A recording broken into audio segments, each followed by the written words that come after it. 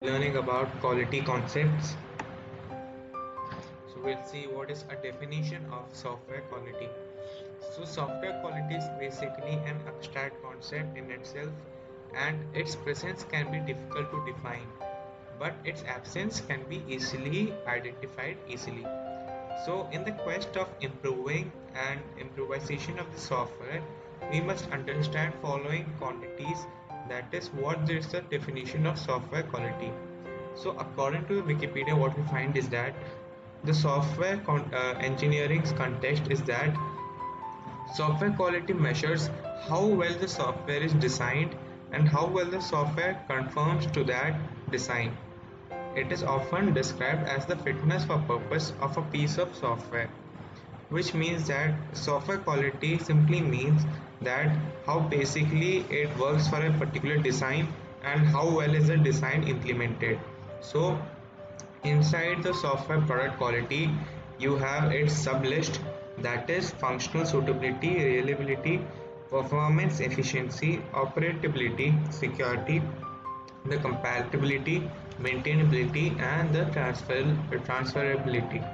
So it also has sublist. So you need to remember these 3 to 8 points, and the other sublist you can write your own sentences after knowing each of the functions. But basically you need to know all these 8 sublist of software product quality, which makes it very important. Now we'll look on into what is the dilemma, or basically you can call it disadvantages of software quality usage. So software quality doesn't just appear. So what does it mean? It is the result of a good project management and a solid engineering practice. So it basically has four broad activities: software engineering methods, project management techniques, quality control, quality assurance. So now we'll be looking into quality control of this PPT. So software engineering methods. So if you expect to build high quality software, then you must understand how the problem has to be solved at the first place. So first of all, only creating a design, then we need to see the problem and understand what the problem, how the problem and how to proceed according, so that we get the particular solution. So at the time of doing this, we'll be exhibiting characteristics that lead to the expansion of software, and also it exhibits the qualities dimension and the factors. So if we follow the correct methods, then the likelihood or the chances of creating high quality software will increase automatically. So now we look on further deep into what is quality control. So quality control means that it is a set of software engineering actions that help to ensure that each work product meets its quality goals. So every set of ideas have a particular goal at the end. So like that only we have quality control, which sees to it that the goals are obtained after implementing some of the software engineering actions. So models are reviewed to ensure that they are complete and always consistent with the project. Code may be inspected to uncover and correct errors before testing commences. A series of testing steps is to be applied to uncover errors in processing logic, data manipulation, and interface communication. A combination of measurement feedback allows the software team to tune the process when any of these work products fail to meet the particular quality's goal. So this is a question which can be asked in the exam. So I have taken a sample of it, that is briefly describe the software quality dilemma in your own words. So I'll read out what basically it means. So you can define it as: it is a situation where there is confusion regarding how it should be prioritized, how it should be worked upon, and a good quality work or a fast paced work. Then a software development needs many deadlines to achieve. So in such cases, software quality dilemma is bound to occur. So what the developer need to do is that before writing and optimizing, he should be having a well committed code, and then only he'll be getting proper output without even proper optimized or reviews. So in the same lines, many companies have to decide between regular reviews and expert opinions of a product for good software quality, or bypass them to meet the budget and deadlines in order to have consistency and completion. And software quality depend upon. So we have techniques of project management. So a project manager uses estimation to verify delivery dates are achievable or not. So such kind of schedule dependencies are understood by the team resist and the temptation to use shortcuts. And also it implements the risk planning and conducted so that the problems do not breed chaos, and also the software quality will not be affected in a positive way. The project plan should be such that it should exclude and include the explicit techniques for quality change and management. Also, quality assurance looks into the aspects of establishing the infrastructure that supports the solid software engineering methods, rational project management, and quality control actions. It consists of a set of auditing and reporting functions that assess the effectiveness, the completeness of quality control actions, and also it has a goal of quality assurance, that is to provide management and technical staff with the data necessary to be informed about product quality. By doing that, you get an insight and confidence regarding the actions taken to achieve product quality are working or not. Now we'll look on into a graph and also the cost impact of software defects. So the cost of defects can be measured by the impact of the defects and when we find them. So earlier the defect was to be found, uh, lesser is the cost of defect. For example, if error is found in the requirement specification during the requirements gathering and analysis, then it is somewhat cheap to fix it. So we can see the graph to see what all have been plotted. So in the y graph we have cost and in the x axis we have time. So you can see that a parabola has been formed. So similarly, if a requirement specification error is made and then the consequent defect is found in the design phase, then the design can be corrected and reissued with relatively little expense. So the cost of finding and fixing defects increases over time. In the same way, when defect or error is found in the design during the design review, then the design can be corrected and can be reissued.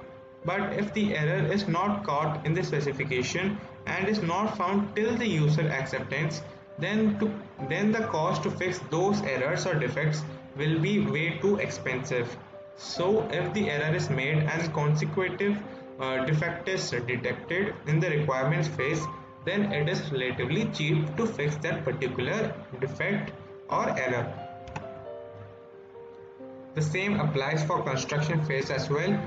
If however a defect is introduced in the requirement specification and it is not detected until acceptance testing, that is once it reaches the user, then even once the system has not been implemented, then that can be so much expensive.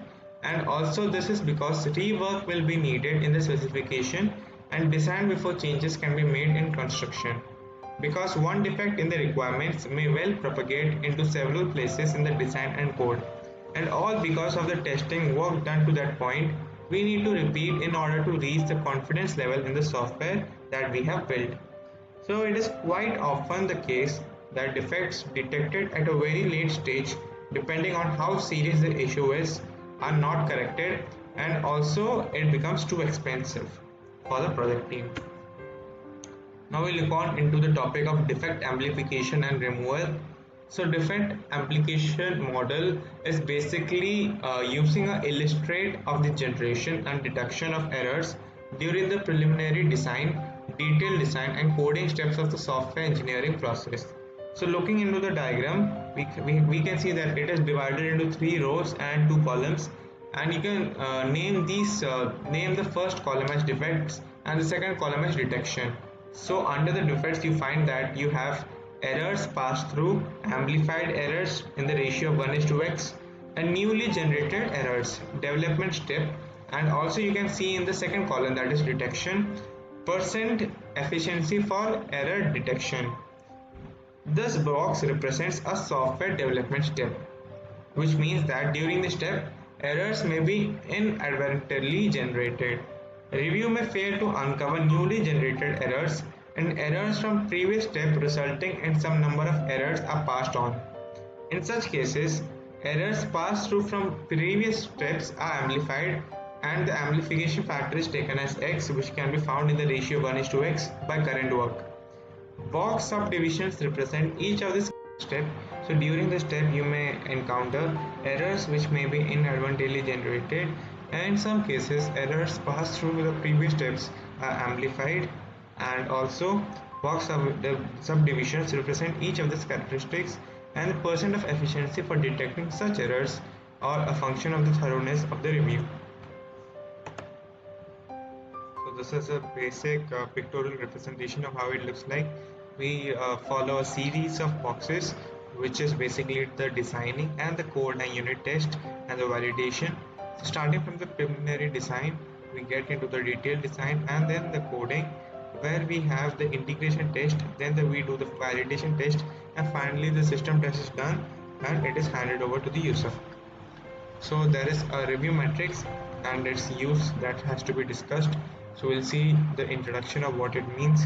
So technical reviews are one of the actions that are required as part of a good software engineering practice. So in this, each action requires dedicated human effort, and also there are a following a review matrix collection that each review has to be conducted. So preparation effort, that is EP in abbreviated form. It means that the effort in person hours required to review a work product prior to the actual review meeting. So this is a definition of what a preparation effort means. Next we have the assessment effort. So the effort that is expending during the actual review. Then we have the rework effort, the effort that is dedicated to the correction of those errors uncovered during the review. Then we have work product size, a measure of the size of the work product that has to be reviewed, and that can include a number of UML models or a number of document pages or a number of lines of code or statements. We have next as minor errors found. The number of errors found that can be categorized as minors come under this category. Then we have major error found. The number of errors found that has to be major are categorized into this category. Then we have analyzing of metrics. So before analysis can begin, a few of the simple computation must occur. So we have a formula, that is E-review is equal to EP plus EA plus ER. You have towards your left the abbreviated form, where EP stands for preparation effort, EA stands for assessment effort, and AR stands for rework effort. Then we have EPI is equal to EPI minor plus EPI major. Now we move forward, and we have informal reviews and formal technique reviews. So informal reviews are applied in the earlier stages of life cycle of a document. These reviews are conducted between two-person team. In later stages, many more people can be added to. The aim of the total informal review is to improve the quality of the document and to help the authors of that document. These reviews are not based on the procedure and are not documented. Formal reviews means that they formally allow, that is, the reviews are well structured and managed. The following are the phases of formal reviews: planning, kickoff, preparation, review meeting, rework, follow-up. All these are implemented during the formal reviews, which you can't see happening in informal reviews. So these are the phases of formal review that has been given in the chart form. So we'll go in detail of each one of them, that is planning. So review process starts with the planning phase. In planning, the review process starts with a request for review by the authors to the inspection leader. In the formal review, the inspection leader executes the entry check and defines the exit criteria. Entry criteria verifies the document is ready to enter the formal review process. Second, we have is the kickoff. Kickoff meeting is optional in review procedure. The total aim of the kickoff step is to explain the objectives of review and to distribute the documents in meeting, etc. And then we have the third as preparation. In preparation, reviewers review the document separately using related rules, procedures, and documents, and each reviewer recognizes the defects, questions, and errors as per their role and understanding of the document. Next we have is the review meeting, which is the final meeting. So what we do is that logging phase, discussion phase, and decision phase are met under this review meeting, and we have rework and follow-up after this. So now we'll look on into the topic of software quality assurance. So SQA, that is abbreviated. So software quality assurance is simply a way to assure quality in the software. It is a set of activities which ensure software quality assurance. Software quality assurance is simply a way to assure a particular quality in a software. So you can define it as a set of activities which ensure processes, procedures as well as standards suitable for the project and the implementation is done in a correct manner.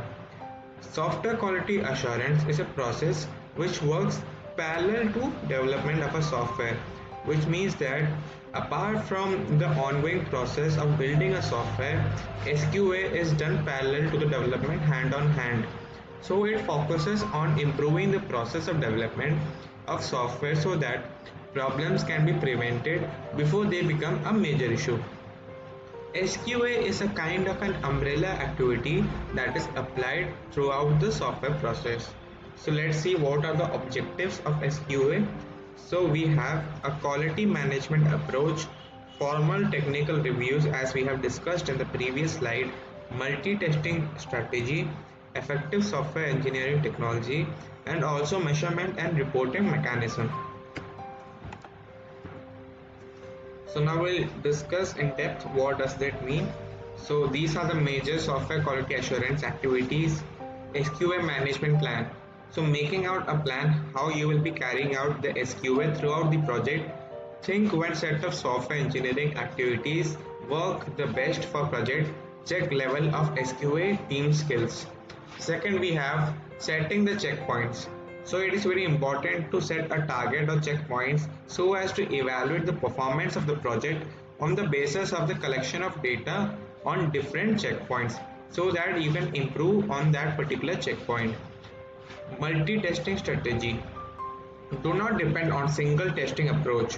When you have a lot of testing approaches available, then you should use them. Then we have at the fourth point, measure change impact. The changes from making the correction of an error sometimes reintroduces more errors, keeping the measure of impact on change on the project.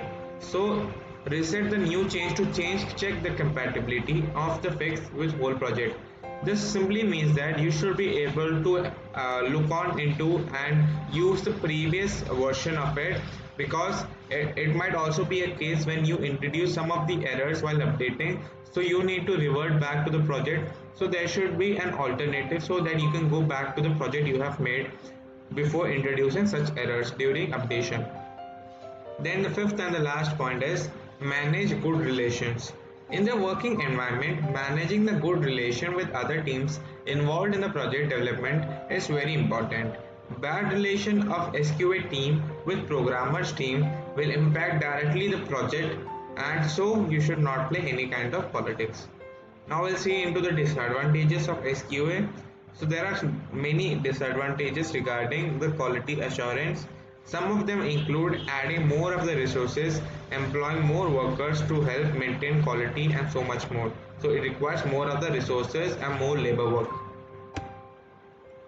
So these are the activities which we have discussed. So number one, creating an SQA management plan, setting the checkpoints, applying software techniques, and executing formal technical reviews. FTR is done to evaluate the quality and design of the prototype, then having a multi-testing strategy and enforcing process adherence.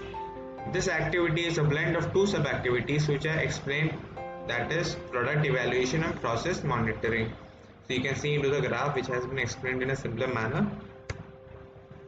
Now we'll move forward to see what is SQA, but it has different meaning, that is statistical quality assurance. As brands and retailers experience growing demand for the latest consumer products, the resulting increase in production and batch sizes makes quality control more challenging for the companies. So as to handle this, you can sometimes provide limited pass or fail information, and which results in insufficient measurement on the batch quality control and identification of the root cause of failure result and overall quality assurance in the production process. So there are three major methodologies which has to be followed during the SQA, that is the statistical quality assurance. A force diagram. A force diagram describes how a product should be tested, and inherent engineers base the creation of force diagrams on a base knowledge of foreseeing what is to be made, and critical manufacturing processes and critical components have high potential to fail. So a diagram is at most required. Then we have the test to fail. So in this that in this means that means so unlike any legal testing, TTF tells manufacturers on how many defects there are likely to be found in every millions of output units of output. This information is very useful and is incorporated and used into the process, and it also concludes if a project needs improvement in quality or if it is being over engineered or overworked upon, which will eventually blow up your cost savings. Now we have the third factor, which is called intervention. So products are separated into groups according to the total production quantity and production lines. Each group then undergoes an intervention. The end result is measured by a Z value, where the Z value is an indicator of quality and consistency of a product to specification. Intervention allows manufacturers to pinpoint a defect to a specific lot and production line. It helps thus to save time and money in the correction action. Now we'll see what is software reliability. It is defined as the probability of failure-free software operation for a specified period of time in a specified environment. It can be an important factor affecting system reliability. Different from hardware reliability since it doesn't age, wear out, rust, deform or crack. So usually it stays in the same condition as and when it's created unless any change in hardware is found. Therefore, it does not break easily. So why is software reliability important? This could be asked as a 1 mark or 2 marks question in your exam. So what makes software reliability important is that it is an important attribute of software quality, and together it performs functionality, usability, performance, serviceability, capability, installability, and maintainability and documentation. Software reliability is hard to achieve because the complexity of software tends to be very much of high. Now we look on into the implementation of SQA in different phases. So quality assurance, software quality assurance will be implemented through all the software lifecycle until the release of the software product. So we have the requirements phase, then we have the specification and design phase, implementation phase, software testing phase. And what does requirement phase go through? When the SRS is being developed, the developer has to ensure that it elucidates the proposed functionality of the project, that is, it performs a specific function and all the requirements are clearly stated and understood. What happens in design phase? The design phase takes into consideration the accuracy and the completion of the documents, and always there is reviews that are done weekly so as to identify any of the defects and to rectify them as and when required.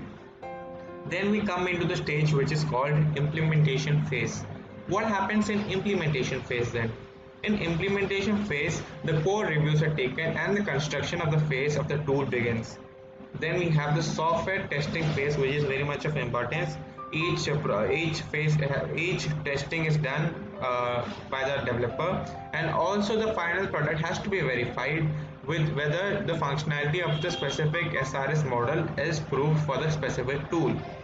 Then after these all phases are completed, we have the following to improve the quality of software, that is developing and generating an SQAP, communication and feedback, and internal audits and evaluations. In software configuration management (SCM), it is a task of tracking and controlling changes in the software, or part of the larger cross-disciplinary field of configuration management. SCM practices include revision control and establishment of baseline. So, an acronym SCM can be defined or expanded in the form of Source Configuration Management Process, and it is very well understood to cover the changes typically made by the system administrator. So let us see what are the goals that are involved in SCM, that is Source Configuration Management. So first of all, configuration identification is done. Then configuration control is done. This is usually achieved by setting up a change control board CCB, which is called, whose primary function is to approve or reject all change requests that are sent against any of the baselines. Then we have the status accounting. Recording and reporting of all the information is done in this process of development. Then we have auditing, which contains all the intended parts and sounds required to the specifying documents, and all the architectural work and specifications are will be and tools used for build. And then we have the process management, ensuring adherence to the organization's development process. Then is the environment management, teamwork, defect tracking afterward. So that's what is the goals of SCM. These are the core principles you should remember, that is managing of using a phased lifecycle plan, performing continuous validation, maintaining the disciplined product control, use of modern programming practices, maintaining a clear accountability for results, use better and few people, maintain a commitment to improve the process.